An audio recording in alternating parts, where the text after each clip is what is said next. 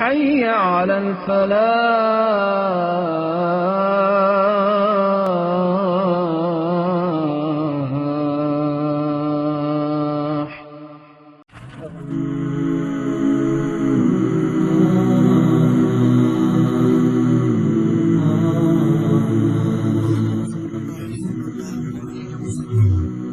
آج ہم قرآن کی ایک بہت ہی طاقتور سورت نازعات پر بات کریں گے۔ اس سورت میں آخرت کے وجود پر جو دلائل دیے گئے ہیں ہم ان کو سمجھنے کی کوشش کریں گے، بالکل اسی طرح جیسے ہمارے ماخذ میں بیان کیا گیا ہے۔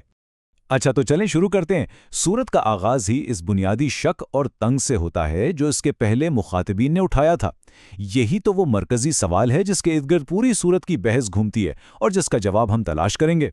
دراصل یہ سورت قریش کے ان مغرور سرداروں کے لیے ایک بہت سخت تنبیہ ہے جو قیامت کے دن کو ایک ناممکن اور آپ کہہ لیں خیالی بات سمجھتے تھے۔ ان کے نزدیک یہ کوئی حقیقت نہیں تھی، بس ایک دھمکی تھی۔ سورت اسی سوچ کو، اسی ذہنیت کو چیلنج کرتی ہے۔ تو سورت اپنی دلیل کا آغاز کرتی کیسے ہے؟ سب سے پہلے وہ ہماری توجہ ایک ایسی چیز کی طرف دلاتی ہے جو ہر وقت ہر لمحہ ہمارے آس پاس موجود ہے، یعنی قدرت کی دنیا۔ سورت کا آغاز کمال کا ہے، ایک انتہائی ڈرامائی، ایک کاسمک سین کریٹ کیا گیا ہے۔ ان آیتوں میں قدرتی قوتوں کو ایک شخصیت دی گئی ہے، تیز اور تباہ کن ہوائیں، پھر نرمی سے چلنے والی ہوائیں، تیرتے ہوئے بادل، یہ سب مل کر ایک ایسی تصویر بناتے ہیں جس میں بے پناہ طاقت اور اختیار نظر آتا ہے۔ یہاں ایک بہت دلچسپ نقطہ ہے۔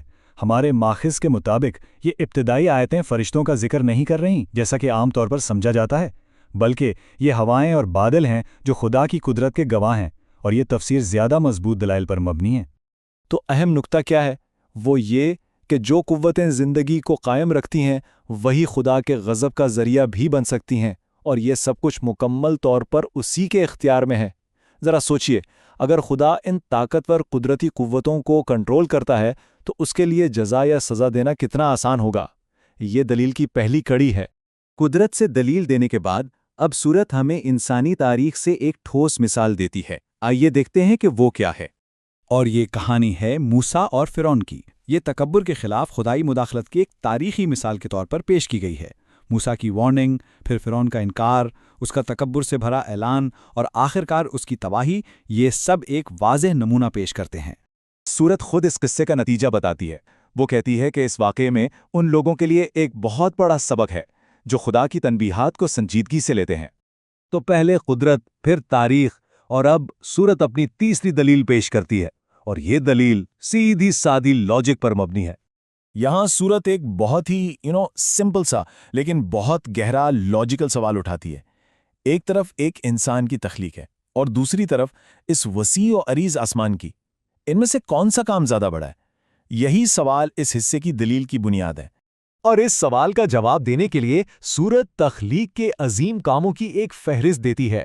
آسمان کی تعمیر، رات اور دن کا نظام، زمین کا پھیلایا جانا اور پہاڑوں کا قائم کیا جانا، یہ سب خالق کی بے پناہ صلاحیت کو ظاہر کرتے ہیں۔ تو اس پورے لاجیکل دلیل کا کنکلوژن کیا نکلا؟ اس کے دو حصے ہیں۔ پہلا، جس خدا نے یہ پوری کائنات بنائی ہے اس کی طاقت یہ ثابت کرتی ہے کہ وہ انسان کو دوبارہ پیدا کر سکتا ہے، اور دوسرا، اس کی حکمت اور انصاف کا تقاضا ہے کہ وہ احتساب کے لیے ایسا کرے۔ اس کا مطلب قیامت ممکن بھی ہے اور ضروری بھی۔ اب ہم سورت کے آخری حصے کی طرف آ رہے ہیں جو قیامت کے دن انسان کے کیے گئے فیصلوں کے نتائج کو بیان کرتا ہے۔ یہاں پر دو گروہوں کا ایک بالکل واضح موازنہ دکھایا گیا ہے۔ ایک طرف وہ شخص ہے جو دنیا کی زندگی اور اپنی خواہشات کو ترجیح دیتا ہے، اس کا ٹھکانہ جہنم ہے، اور دوسری طرف وہ ہے جو خدا سے ڈرتا ہے اور اپنی خواہشات پر قابو پاتا ہے، اس کا ٹھکانہ جنت ہے۔ انتخاب بالکل صاف ہے اور نتیجہ بھی۔ اور پھر انکار کرنے والے اپنا آخری تیر چلاتے ہیں۔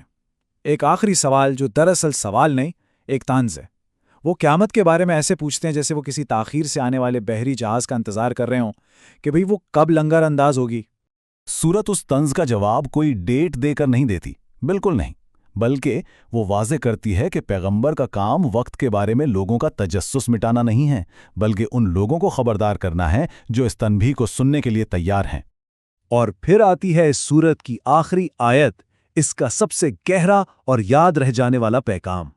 جب وہ دن آئے گا تو ہماری یہ پوری زندگی، یہ سارے سال، یہ دہائیاں ایسے لگیں گی جیسے ہم نے زمین پر بس دن کا ایک چھوٹا سا حصہ گزارا ہو۔ ہمیشہ کی زندگی کے مقابلے میں ہمارا وقت کتنا معمولی ہے۔